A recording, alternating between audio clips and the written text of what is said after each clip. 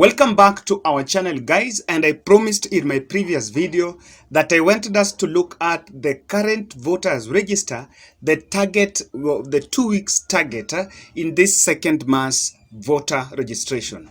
The first mass voter registration was actually done last year. I think it was in November or October, if I'm not wrong. And no, it did not reach its target. And of course, we are also seeing this now.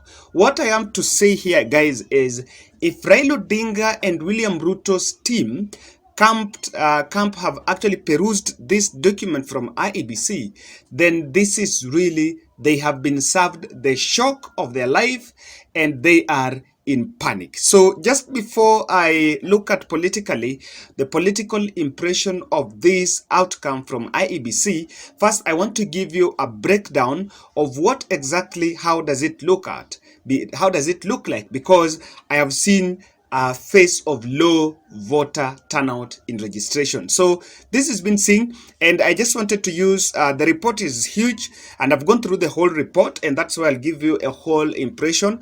But I want to look at the three regions, that is Nyanza, Uasin Gishu, which is Rift Valley, 3 counties in Rift Valley, 3 counties in Nyanza, and 3 counties in central Kenya. I have left out Nairobi deliberately, but of course it's also not having a very good report. Now in Nakuru, out of 152,000 new registered voters that was expected in the next in 2 weeks, only 19,000 have registered. If you look at Murang'a, out of 104 new voters that were expected to be registered in the last 2 weeks, only 9,000 have been registered. If you look at Kiambu, they expected 201,000 new voters. They have only managed to register 26,000. Now, if you look at Rift Valley, Uasin Gishu was expecting 60,000. They've only managed to register 18,000. Elgeyo Marakwet was expecting 24,000. They managed 7, a bit. Bomet was expecting 45,000. They've only registered 7,000 new voters. Now, let's try to look at Nyanza. Now, if you look at, for example, Migori, out of 53,000 they expected to register, they've only managed to register 14,000. Remember now, this is an area that is Raila Odinga's zone. Another place is Kisii. Kisii was expecting 73. They've only managed to register 9,000. Then Siaya, Raila Odinga's home ground, and I think this is also my county, and this is really worrying. They've only managed 13,000 out of 72,000 that was expected. According to this report, they are saying that the regions that have low turnout, especially in this voter registration, is Rift Valley and Central Kenya. Now, this is low turnout in terms of percentage, because if you look at Western and Nyanza, they are in 22-21 in terms of percentage. But I've left out percentage intentionally, because if you look at the numerical perspective of it, you will realize that there is a big percentage in the Nyanza region in terms of percentage, but numbers cannot still tell you what is in Rift Valley and Central Kenya. Because for Nyanza to beat the tyranny of numbers, if Rift Valley and Central back William Ruto, then we are going to see the rebirth of tyranny of numbers. So for Nyanza and the Western and Coast to beat the tyranny of numbers, what they need to do is to register to the last man and vote to the last man. I have left out also Eastern, the Nyanza, the Ukambani region, because of Kalonzo factor. Kalonzo have not yet decided which side he's taking. And of course, if I try to put on the other side of Raila Odinga, I will be a very biased analyst. So that is why I've decided to leave out Nairobi, Ukambani. But of course, Mombasa have also registered. Generally, according to this report, if you compare Raila Odinga's support base and William Ruto's support base, William Ruto and President Uhuru Kenyatta, then in terms of percentage, Raila Odinga's numbers have come out to have the turnout is larger compared to the turnout in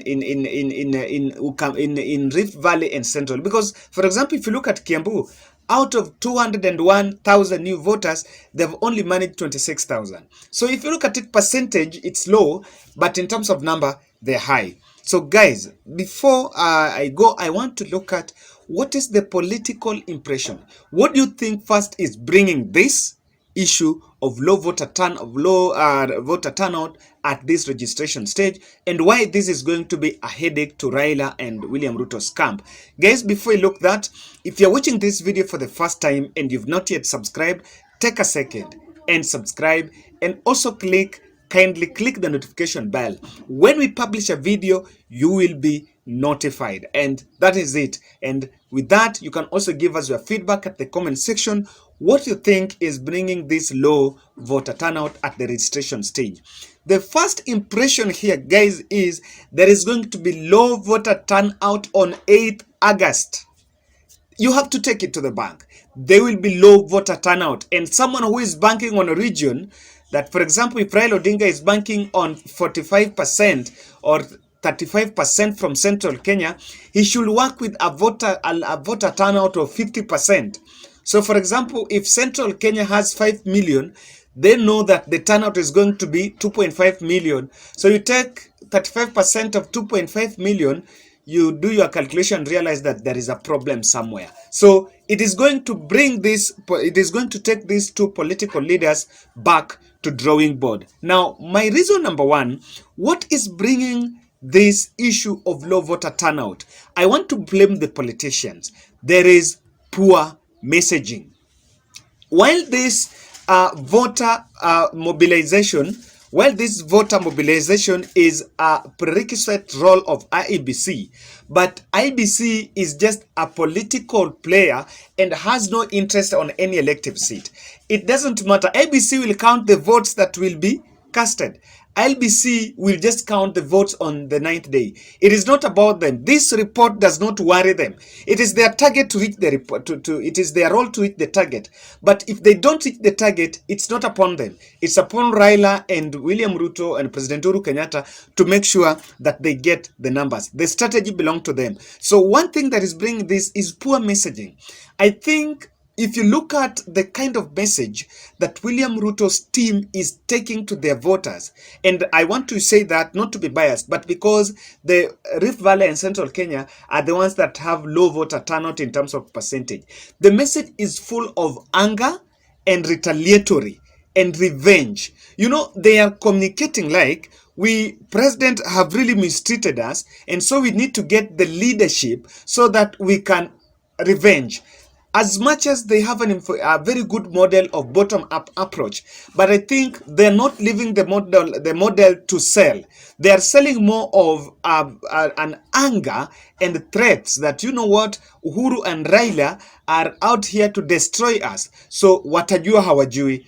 You know, that statement of watajua hawajui, if someone is on the ground and someone is listening to that, another reason that is bringing that is the number of undecided voters. If you look at even the latest poll that we analyzed in this channel, there are many people who have not yet decided whether they are going to vote Raila Odinga or they are going to vote William Ruto. Now, most of these undecided voters are first-time voters. The first-time voters are the youth.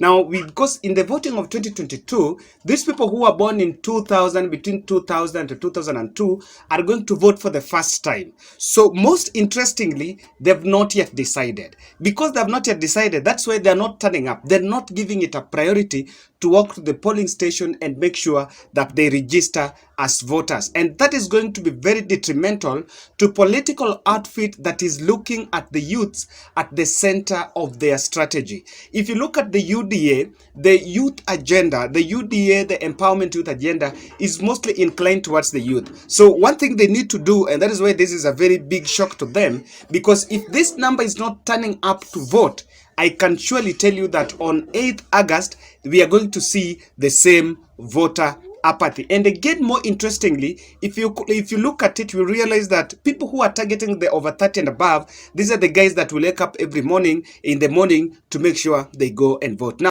one thing that is also here is development in Nyanza. You know, after the handshake, Nyanza really benefited from the development projects that were initiated there.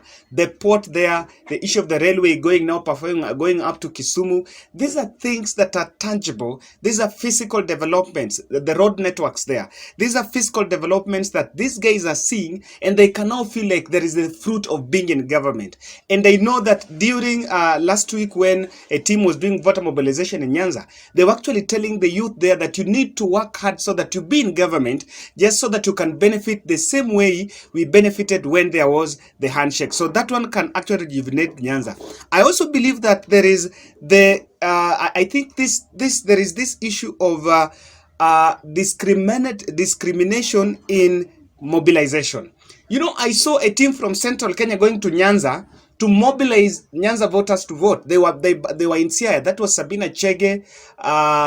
There was Sabina Chege. There was this Kipiripiri MP, Amos Kimunya, Jeremiah Kioni, and the team. They were in Siaya, but we've not seen the same people maybe from Siaya going to do mobilization in Central. So even government machinery, they might have realized that Central Kenya and Rift Valley may be behind William Ruto. So what they need to do to neutralize that that influence is to make sure that they put a lot of resources and mobilization efforts in Western Coast and Nyanza, so that these people can turn up in large numbers and the voter register can tilt in their favor.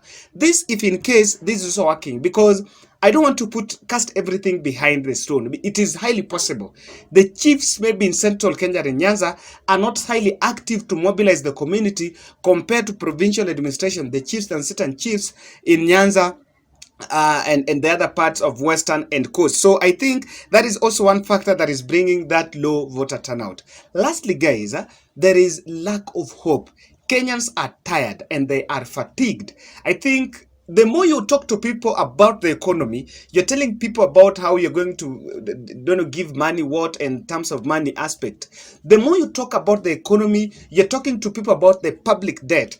It might be for political capital, but I think it's also making Kenyans be hopeless. When you're telling that kila Mkenya anadaiwa maybe 100 shillings, or every Kenyan who is born anadaiwa hii pesa, what people think is that they don't breathe hope. So if you look at that messaging around hope, Kenyans are hopeless and they're feeling like there is nothing tangible that can come from whichever government. So even this issue, when they see the clerks in those centers, they just feel that is a government practice and it is not something that is just a government exercise, and is not something that is their right to make sure that they register. So guys, that's my thoughts on why. So that was my analysis. Thank you very much for following, and make sure you subscribe. Thank you for always supporting, and thank you for being part of this big political family. Make sure you come out and register. Personally, because I moved to new environment, I'm going to transfer my vote from Dagoretti to this other side of Umoja, because that's where I am. So I'll be voting somewhere around this place. Make sure you come out and register. Diaspora, I think there are efforts for registration to be done in diaspora. We are hoping that we'll get that opportunity to register. Thank you.